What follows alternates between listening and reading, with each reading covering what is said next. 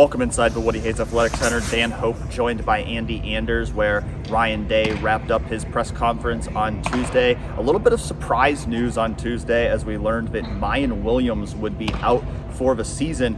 An interesting development because the last time we saw Miyan play, we saw him run the ball 24 times, 62 yards, and a touchdown against Penn State, but didn't end up being able to play against Wisconsin.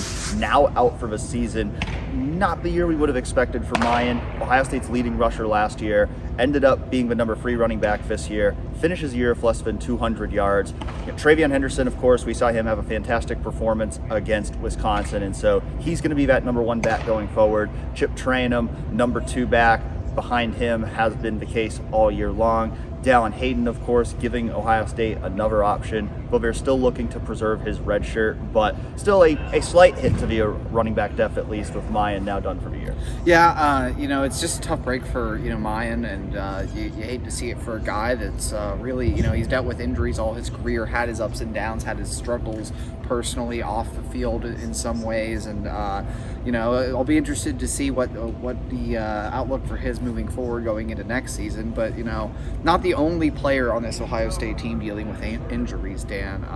Lathan Ransom, no timeline on him yet. That's what Ryan Day said today, but it sounds like they're not expecting him to play this week, certainly, and could be out multiple weeks. Yeah, which likely means that Sonny Styles will get the start at the deep safety spot. We saw Sonny start most of the year at nickel, but last week Ohio State making the change with Jordan Hancock starting at nickel, Sonny Styles getting some snaps in there at deep safety, even before Lathan Ransom was injured, and then taking over for him for the rest of the game. So most likely looking at a starting lineup next week with Josh Proctor and Sonny Styles as the starting safeties, Jordan Hancock starting at that nickel position, which to me, I actually think, in terms of both of those players, could actually be a good thing for both of them. So I think Jordan Hancock has really taken well to that nickel role and has really shown that he can do all the things that they need him to do in that spot. And I think Sonny's brightest future might ultimately be as a strong safety playing that bandit position that Lathan Ransom was playing. So still a big loss if they're without Lathan for any period of time. Lathan has been one of the most reliable and consistent players on that defense all year. But I think Sonny's capable to where you still feel pretty good about where they're at as a secondary, even if Lathan has to miss some time. Yeah, I've said all year too. I think that and you agree with this, Dan. It sounds like that strong safety, that bandit position, is Sonny's best position long term. I mean, just his range as an athlete and his versatility, I think it allows him to kind of see the field and play within that range that he possesses. And it'll be interesting to see if other nickels get involved, if they use other depth pieces. Knowles hinted today that they might use some more of the experienced cornerbacks just to provide some depth behind Jordan. We saw Cam Martinez play this past weekend, said that Cam had been dealing with some injury stuff earlier in the year and is now someone they kind of want to get back into the fold a little bit. So some options behind Jordan if they want to give him a rest at nickel. But overall, you hate to lose Lathan, but it will be interesting to see how Sonny adjusts to that bandit position. Of course, another big question on the injury front is the health of Kyle McCord, because we saw him suffer an injury late in the third quarter on a scramble at Wisconsin, was able to stay in the game, but clearly looked to be hampered, was not as mobile, not able to plant as well as he normally would. There was no indication on Tuesday that Kyle McCord is going to be limited in any way going forward, that he's not going to miss any time, but it's still something to monitor here. He had already been dealing with an ankle injury for about a month. It certainly seemed like that injury got worse on Saturday, and so I think that's going to be a question going into this week's game against Rutgers is, will Kyle be at 100% or close to it? And if not, how could that potentially affect his play going forward? Right, and injuries are always going to have an effect on people, but Day said it today, no one cares, right? That's what they always tell the players. This is Ohio State. You can't afford to have a bad day. Something else he said today.